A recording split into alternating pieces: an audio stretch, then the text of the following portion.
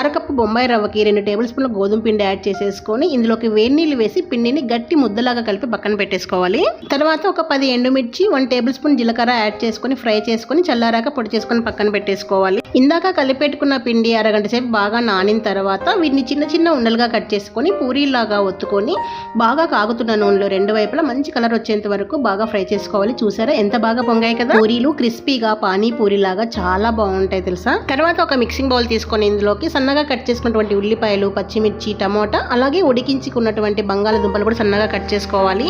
సన్నగా తరిగినటువంటి కొత్తిమీర, మనం గ్రైండ్ చేసుకున్నటువంటి మసాలా, అలాగే సాల్ట్, నానబెట్టుకున్నటువంటి చింతపండు గుజ్జు యాడ్ చేసి అన్ని బాగా మిక్స్ చేసుకోవాలి. ఇప్పుడు మనం ప్రిపేర్ చేసుకున్న పూరీలు తీసుకుని దీనికి పానీపూరికి మధ్యలో నొక్కుతాం కదా, అలా నొక్కేసి ప్రిపేర్ చేసుకున్న చాట్ పెట్టేసి బాగా కలిపినటువంటి పెరుగును కూడా పైన కొద్దిగా వేసేసి అందాక గ్రైండ్ చేసుకున్న పొడి కూడా కొద్దిగా వేసేసి ఇలా సర్వ్ చేసేసుకుంటే కొత్తిమీర స్నాక్స్ రెడీ.